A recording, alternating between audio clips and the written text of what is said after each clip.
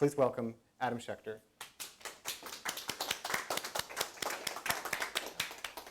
Thanks. Is it on? Okay. I wouldn't say I'm unfazed. I'm just able to phase a little less. So the name of my talk tonight is called Satellites. And before I start the talk, I'd like to share a clip of a study from satellites, and then we'll get going from there.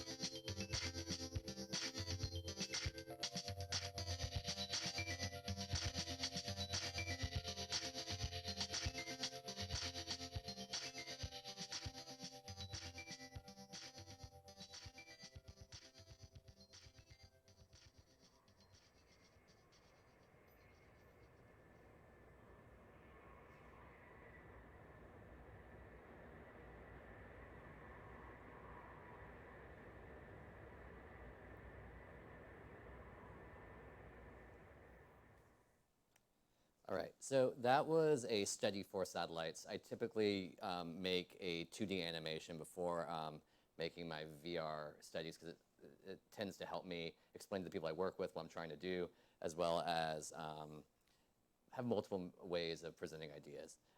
So this talk is satellites. It's three things.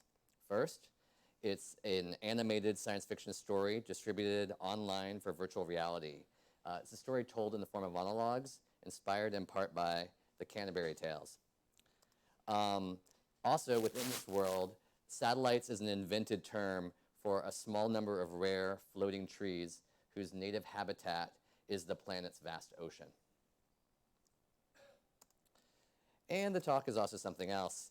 This talk is a swirl of ideas and influences around my own process. They could also be called satellites. I'm going to present discrete chapters in what I hope is a sensical order. It's kind of an illustration and sketch more than a fully realized talk. It will feature tales of meditation, heartbreak, favorite albums, and The Little Mermaid. Part one, animation. From an early age, my feelings were alchemized into codes and metaphors. This might be a nice way of saying I grew up in the closet. I was a queer Texas Jew growing up in the Bible Belt at the height of the AIDS crisis. So I had this experience of marginalization. And looking back, the biggest adaptation and survival strategy that I used was finding a refuge in media and making queer readings towards my own means. You know, this is a basic talk about queer theory and queer reading, but I want to touch on it briefly because it explains how I started to identify with cartoons and animation, first as received images, and then later things I wanted to broadcast out into the world. Animation has always been incredibly special to me. To me, it feels like an externalized dream. It's both real and unreal. Real in that I could literally watch them moving and telling stories, but unreal in that they were creative inventions that unfolded in seconds and minutes or hours, but took years to make. Animation was a place where I could safely explore and invest my feelings. It let me hide in plain sight my feelings within the context of normative cartoon viewing. Up here we have works that have resonated with me both past and present. Disney, Watership Down, Will Vinton, Angel's Egg, Fantastic Planet, Hanna-Barbera, Wallace and Gromit, Wolf's Rain, animated video games, and James Whitney. I'd love to talk about these works and influences in greater depth after the talk, or anytime really, if you ever find me. I love animation because it's also a medium that I feel that people underestimate. For me, it was a space to hide things, to look at things in a more adult way than it appeared. And probably my most formative childhood media experience was 1975's Hans Christian Andersen's The Little Mermaid. I later saw the Disney version, which was fine, a technically superior and blandly sexist prestige animation. But my version that I loved had a darkness and longing, a loss that spoke to me, the original story by Hans Christian Andersen. It's easy to read through the lens of Andersen's conflicted sexuality, his queerness, his desire to transform into another body that would be normal and desirable. And as a kid, I did not consciously make this reading, but I felt it. In particular, in the real version, in the real ending, there's a real gut punch at the end. It's a bit tedious, but I did a little double edit to move it along, and I am going to make you watch it. We're here. What happened? Marina, look! We gave our hair to the sea witch. We needed her help to save your life. She cut off our hair, but in return she gave us a magic knife for you. Fritz! Fritz! It's the only way out, Marina. Catch it, Marina!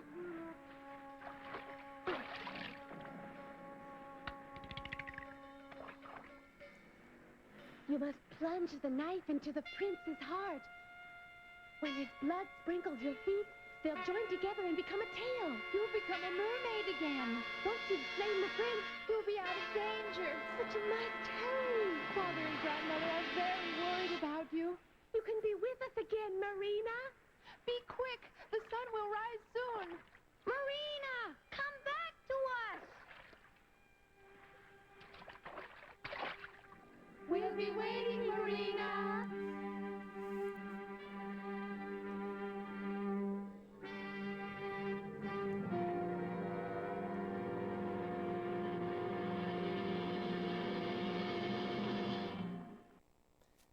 Just a reminder, this is on like 10 a.m.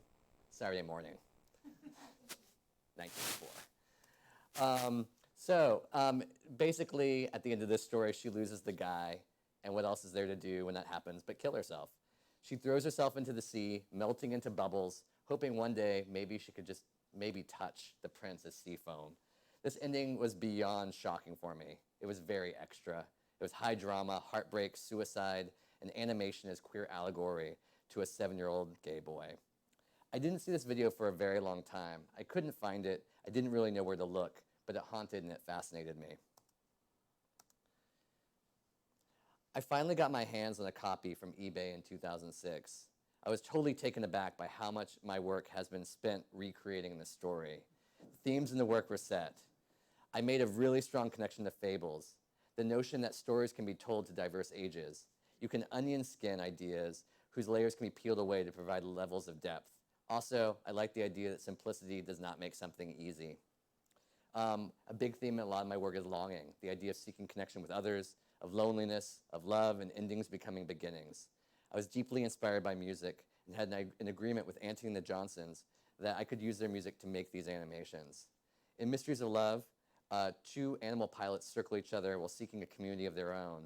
In the lake, a prince meets a princess and lives an entire lifetime with her in the span of a few days or hours.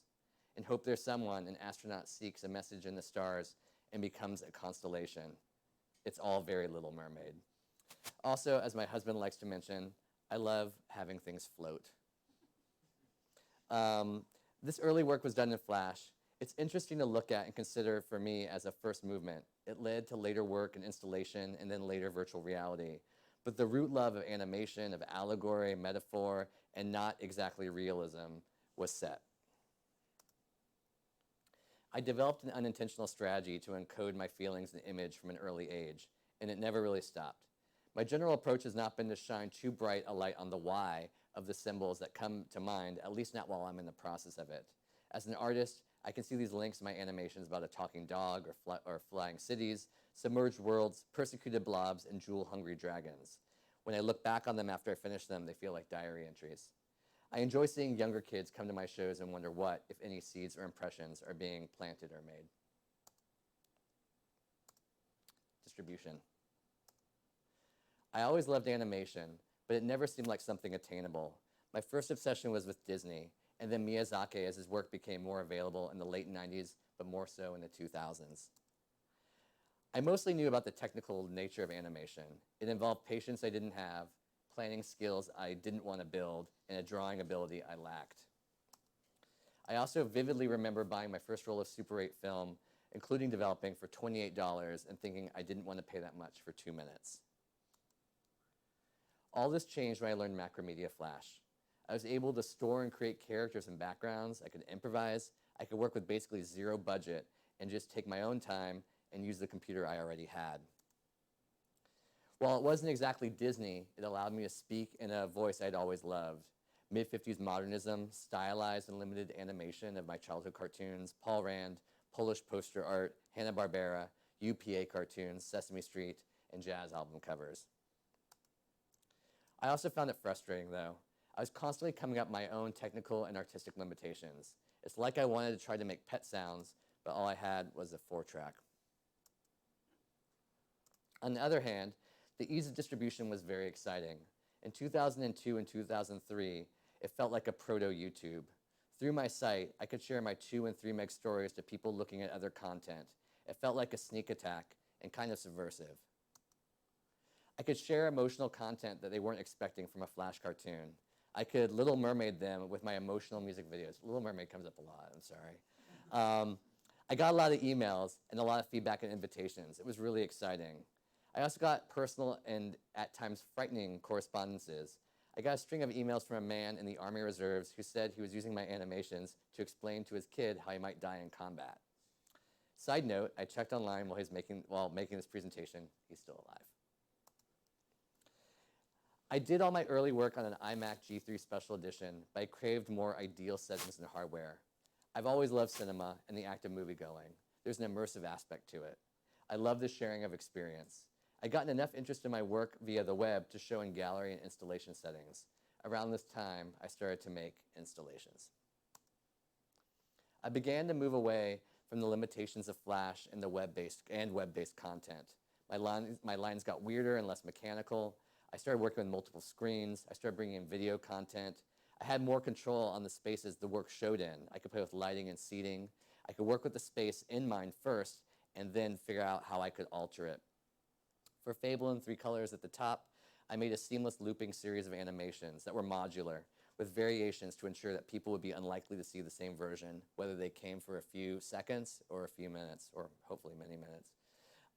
In New Atlantis, on the left, I made an asynchronous animation combining an abstract fairy tale narrative with tonal accents of fire, water, and earth.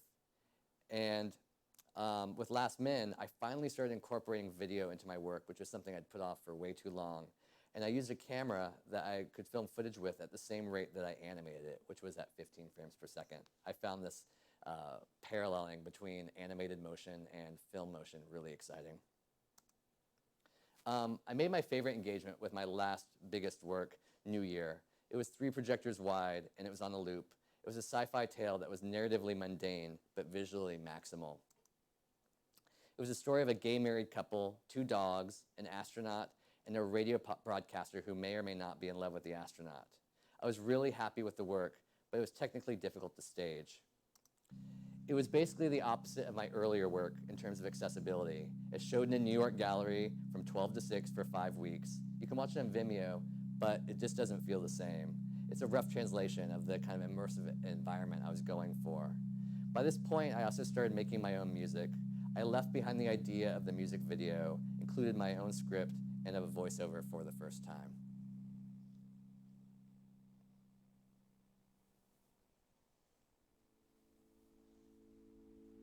The dogs find the truck again in a parking lot. They sniff and lick at its wheels.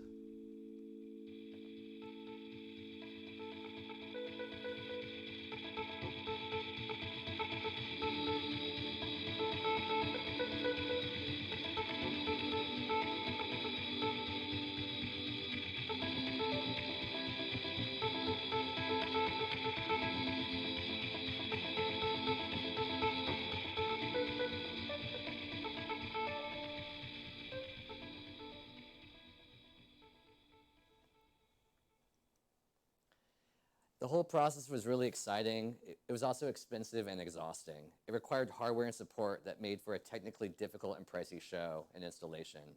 As the project ended, I wasn't sure how I was supposed to keep making this kind of work. 3 years of work for 4 weeks in a gallery.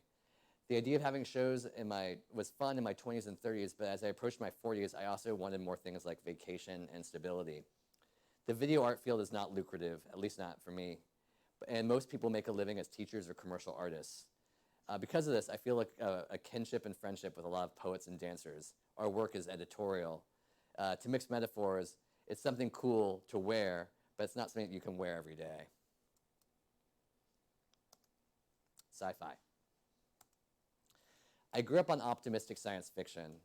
Dystopian work was hard to find. In the 80s and 90s, it was after the 70s despair and before September 11th paranoia. I grew up on corny, heartfelt, optimistic, bittersweet, soft science fiction. I love Star Trek: The Next Generation.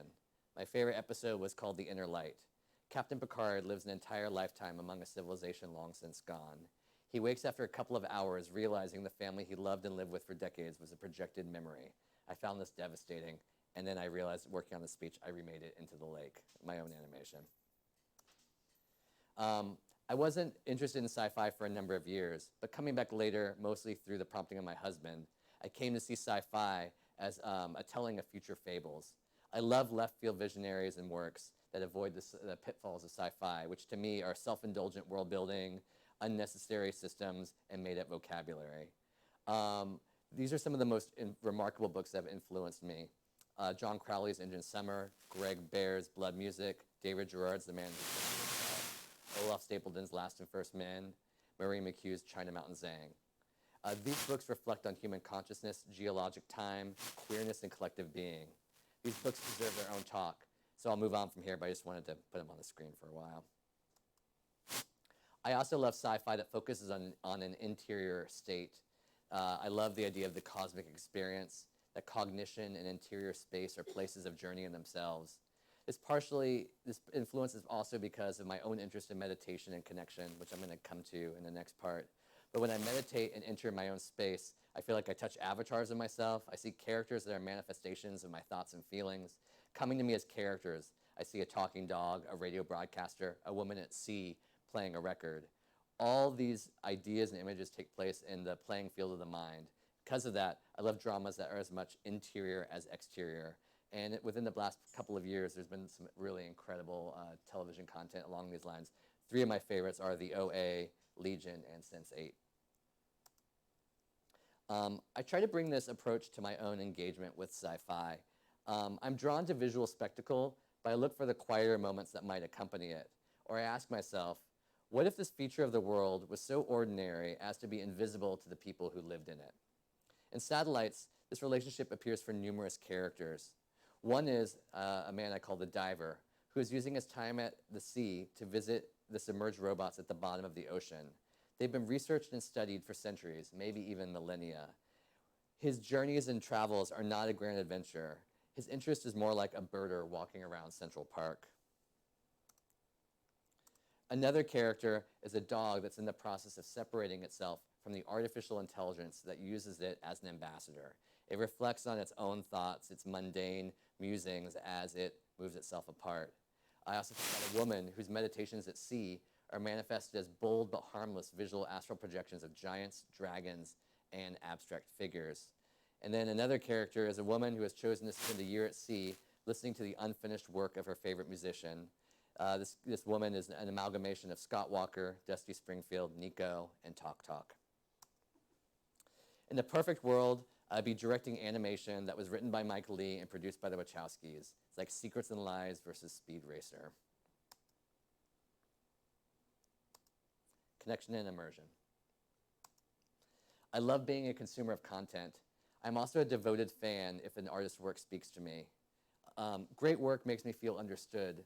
Some of my favorite memories aren't of places or people, but moments when I first read a book, saw a movie, or heard an album. This kind of work pushes me to make work in response. As an adult artist, there are touchstones of perfection that I try to translate. Those adult influences include John Crowley's Indian Summer, once again, Powell and Pressburger's A Matter of Life and Death, Talk Talk's album, Spirit of Eden, Mamoru Hosada's animation Wolf Children, and Joan Silber's novel Ideas of Heaven. As I was making this list, it came to mind, I'm in the process of reading The Overstory by Richard Powers. It's a book that has to be put down at times because it's so completely overwhelming. And it's a reminder to me that these influences aren't fixed. In art, storytelling, and world building, there's always something around the corner that can inspire, engage, and open an interest in new fields. It's always been this way for me. I've been haunted by work and artists. These things provided a scaffold for my own experience, gave voices to my desires, anger, and joy. And this is my teenage mood board. The Pixies, Dinosaur Jr., Matthew Sweet, Gallipoli, The Little Mermaid, and Babe. These works, the work that is important to you at a time doesn't always stay important, and it may not even be good, like The Little Mermaid again, but it does help move things along. In considering my own role as a viewer or reader or listener, the audience is something I always think of. I make work to be seen, and I love collective experience. I don't see myself as an artist making works in service of the work itself. I and it desires to be seen and engaged with. I want to make expressions that feel true, that come from vulnerability and openness, and they're an invitation to an audience. I love the feeling of leaving a show or a movie or a concert where there's been a collective response, the lingering camaraderie of a shared experience. There's nothing like showing your work to people who are receiving it. You can feel it, and it's addictive. For the last 15 years, I've been moving closer to this idea, making work in actuality that I hope is closer to what I imagined. From the 4-track roughness of my early Flash animations to the more symphonic immersive work of larger installations, and now VR. For me, my work is like a selfie. At times it's self-indulgent. I'm trying to present the best version of myself that I can. It's an attempt to share who I am and what my life is like. Making work for me can be is an act of vulnerability. My work has always been personal and about myself, and it requires an opening up. It can open me to hurt, and sometimes my closeness to the work can become a liability. What happens to a show feels like something that can happen to you. New Year had done pretty well, and I was super excited that I was going to have my first institutional show because of it. I felt like people were understanding me and my work. I was working with a curator I trusted and considered a friend. Then this happened. I got this email, and I saved it thinking maybe I should use this at some point in the future. When my show was canceled, I crashed and burned. I was in a bad place for months when the show was canceled.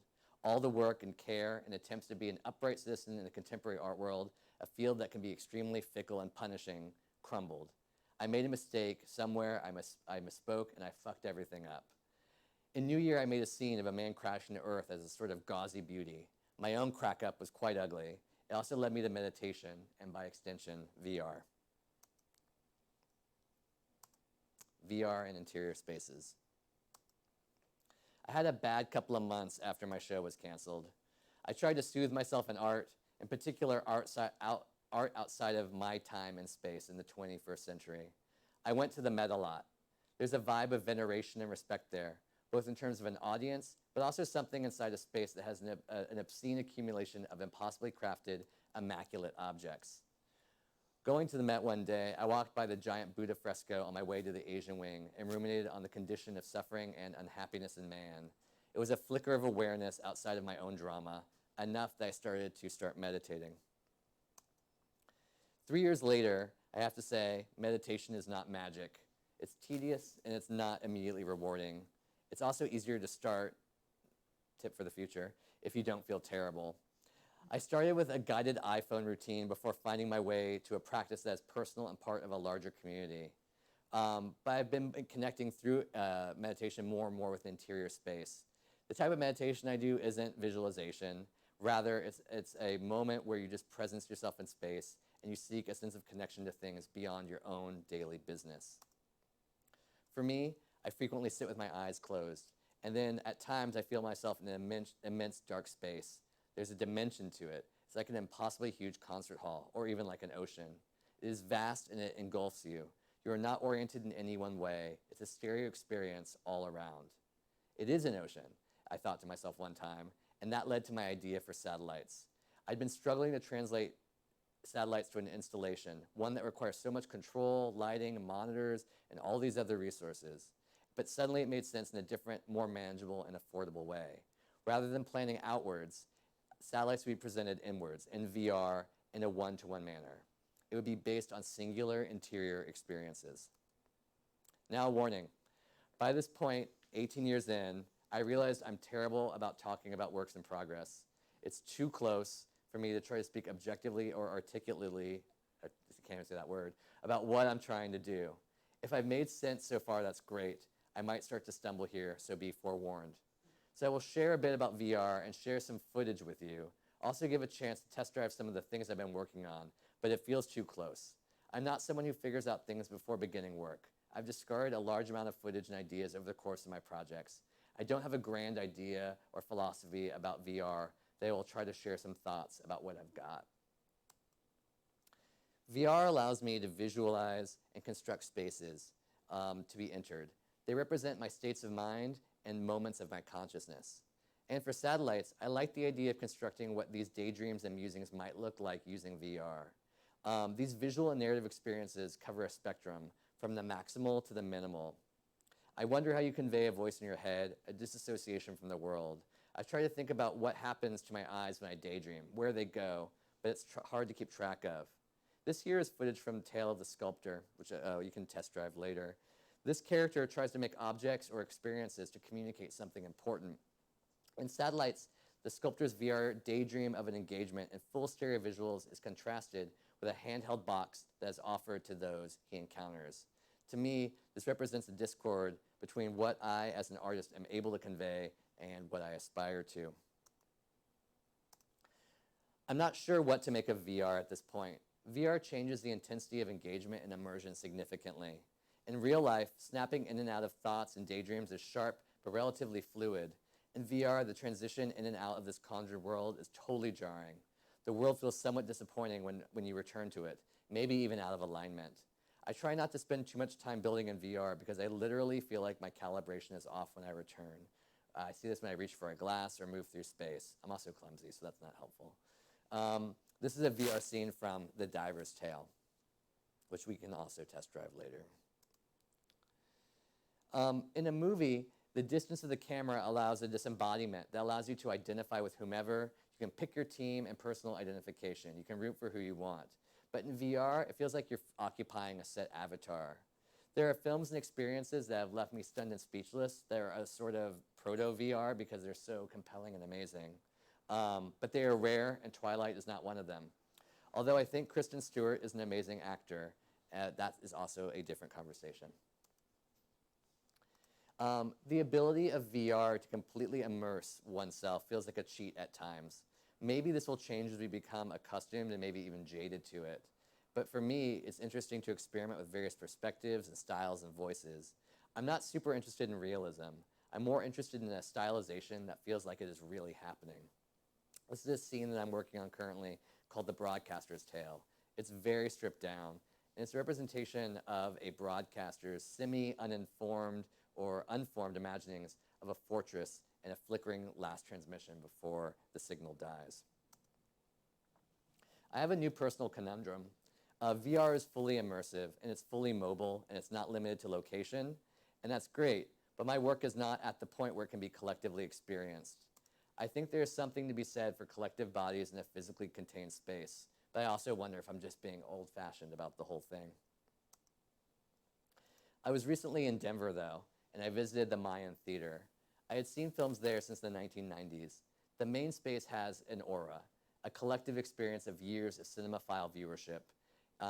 It's a theater that has reverence of films. Not all of them have been masterpieces, but all of them have been of a certain artistic intention and integrity. And it makes me think of spaces that are well-worn, that one can bask in their feedback and echo. In New Year, one of my characters imagines a perfect theater that never existed, but feels real in his mind. When I make a work, I'm always thinking about a space people can enter and be engaged with. I thought about a few of these actual places in my life. Seeing St. Francis in Ecstasy at the Frick, hanging out in the drawing and print section of the Met, and just observing the acoustic hum, if I'm not in a hurry, of Grand Central with the aura of the mural above. These places have something that's beyond the emerging possibilities of haptic feedback. They have an accumulation, a wearing down and out, and a comfort to them. I'm someone with a certain amount of interest, funds, and time. I want to craft places of connection and possibility. Sometimes I wonder why I do this. I hope you will consider some of these thoughts while you try out the VR experience from satellites. But first, I want to tell you a story. It is the true story behind the animation from satellites that I started with in the VR chapter you can demo when this talk is over. The story about the pachinko machine is mostly true. It happened when I took a train from Portland, Oregon to New York with a stopover in Wyoming. I walked towards the stunning casino that was in the distance with a sign that said Mars or something to that effect. There was no pachinko machine. I just really liked pachinko machines. But in the train station, there was also an arcade that had Dragon's Lair 2, which is really weird because it's a rare arcade game and was prone to glitching, and most of them got recalled. It is a detail that felt too weird to put into my fictionalized story. My desire to restage the story involved making it more believable by removing details that make it seem false to me. It also required me to invent and document games and moments that hadn't existed yet. I took a trip to Japan with my husband for my 40th birthday, and at the top of the list, besides getting tattoos, was to film a real pachinko parlor and put it into my VR video. We found a parlor that was brand new and not considered lucky yet, so we had the run of the place. I totally freaked out when I saw that the games in the parlor were ocean themed. It felt like serendipity.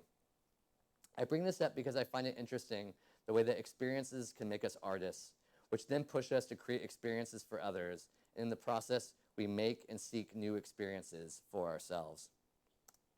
Thanks for your time.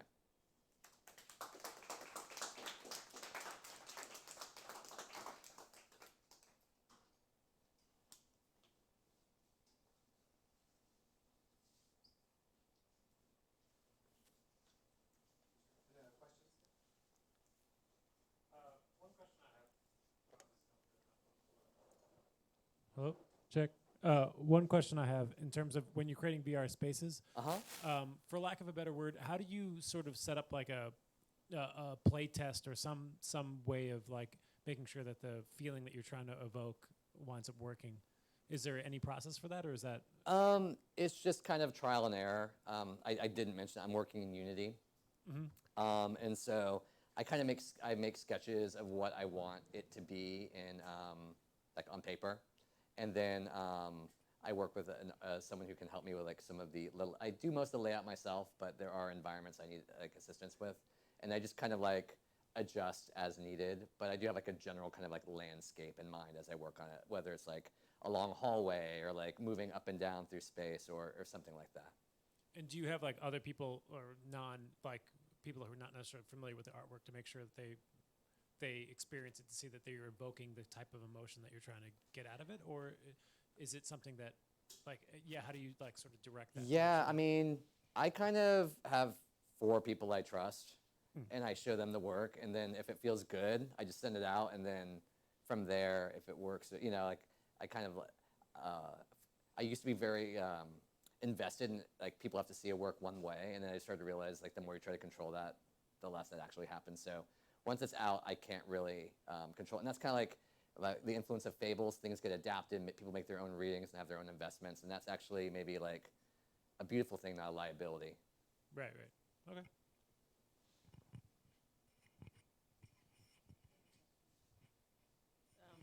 So how have you found the process of learning Unity after coming from Flash and After Effects? I've had only horrible experiences with it for the most part. And also, how have you gone about finding technical assistance, and how have you made sure that those people who are helping you won't fuck you over? Or like run away, or do the many things that technical people could Sorry if that's an offensive question. No, it's not offensive at all. I mean, part of the kind of change I was able to make in my work from like looking really crappy and like blocky and having better work was learning to find the right people to work with and ask for them. So I think that it's just a lot of trial and error. You waste a lot of money. You try to find people that you can work with that you trust. What's that saying? You can have it cheap, you can have it fast, you can have it well made, but you can only pick one, So you have to know that you're going to pay a certain amount of money to work with people of a certain quality and just kind of budget for that. And I tried 2 or 3 people who were all fine, but the guy I work with now, his name's also Adam, He's based in England. We work remotely, which isn't ideal, but he's really interested in the process and he's really good at what he does. So it's been a really nice partnership. But yeah, he's also an employee though. So I pay him for his work. So that's been the way I do it. And also it's this thing where at the age I'm at, I always feel like you have to do this thing of like, how much is my time worth, right? Am I gonna like bang my head against a wall for 3 weeks trying to figure out this one thing, or am I just gonna ask people and find people that will do that task for me? And I tend to be the one who hires people to do that task at this point. So I believe very strongly in that. I just feel like a lot of the technical help, you never really, like, I'm sure you have contracts and stuff like that, but it's hard to find people who can do it but will also like stay the course and seem relatively happy throughout that. Yeah, no, I mean, there's no promises. I mean, I worked with this animator who I love, and he just stopped doing it, and that was like really tough for me because. And if they live in another country, you can't like go find them and. Well, he was in New York, and confront yeah. So I mean, I think that's just part of the nature of doing work where you depend on other people. Shit happens, but it's been going okay so far.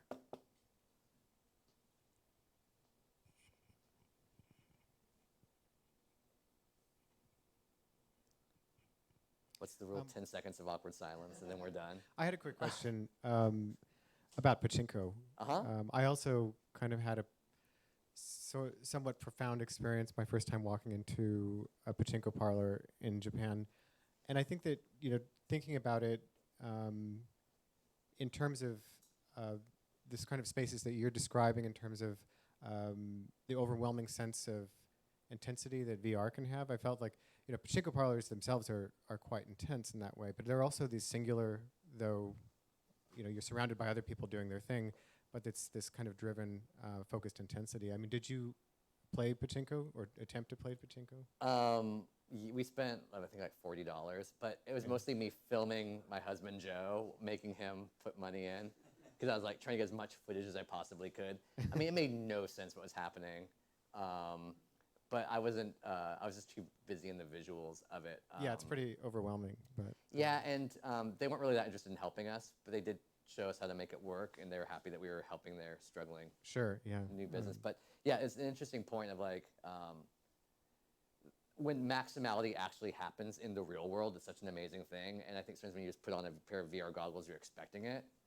And yeah, and I think like Japan is like the home of maximality. Like I felt like I was in VR all the time that I was there. That's very true. Yeah.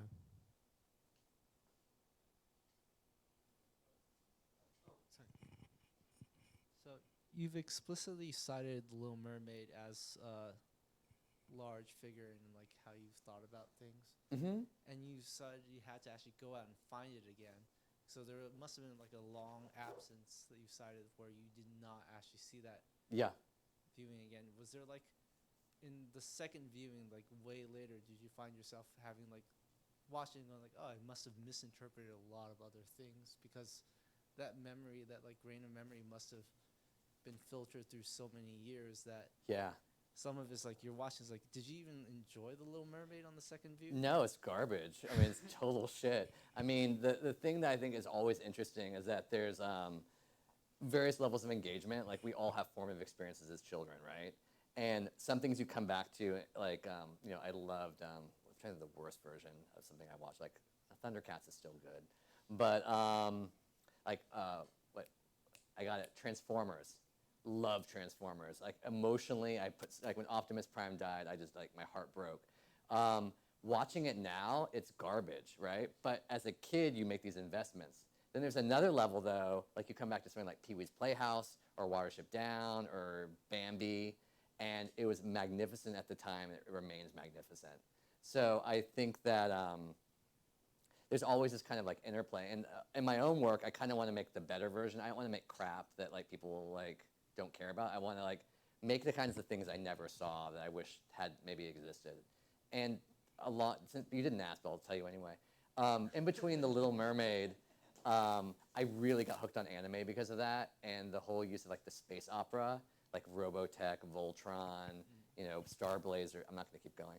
But all those shows had like, there were melodramas and characters died, which was so amazing because it wasn't like G.I. Joe where like the lasers were always getting shot and everyone like was safe at the end of every episode. There was like an investment, and I think I really locked on to that, probably because of seeing The Little Mermaid.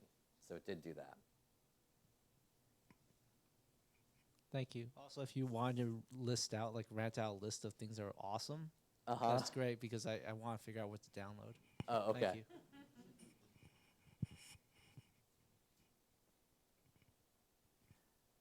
I will recommend, don't get me started, but I'll do one thing. There's a TV show called Wolf's Rain that is one of the most beautiful like stories I've ever seen in my life. And I was just sobbing and sobbing like as I watched it. My husband turned me on to that too. The one thing I will say about it, talk about misremembering, I watched his version, which was like a bootleg with like the wrong subtitles, and it was like this Lynchian, dreamy sounds. Like it didn't make any sense, but because of that, it was like the most beautiful thing ever. Then I bought the official version. It's still really amazing, but it's not as good. So like misremembering can be like important. I like that part. And along those lines, it didn't make it into the talk, but there is a change that's happening now where like, what does it mean when you have a formative experience and you can't access it again, right? Like I think about these kids today, and like you love something and you can just watch it on YouTube from there on out. Nothing gets removed, or there's very few things that get removed from your ability to access again. And I think a lot of the work I made is because things didn't come back and I was kind of like reforming them in my mind. Would you do VR experiences purely in Snapchat in the future then? I don't know what you're talking about. I'm sorry. Excellent. I'm not really good at I mean, I try technology and I'm like using it to my ability, but like it's like my use is very limited. So if you have an idea, like talk to me because I'm like I don't know this whole world so much. Alex is holding the mic, so I feel like I have to say something. I said, yeah, I'll talk. Well, let's talk. Okay.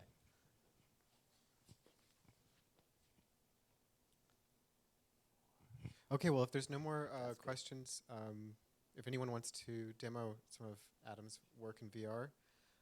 Also to viewers online, sorry we had a technical glitch in the beginning so that we lost a little bit of video, but it all worked out in the end. Oh, one more thing. I'd intended to have a Kickstarter ready to pay for more chapters of Satellites, but I didn't have it ready, but I do have this edition of pins I'm working on, and it will, if you want some, for those of you who are here, it'll also include 2 downloads once it's ready. So talk to me if you'd like a pen. That's it. Thank you.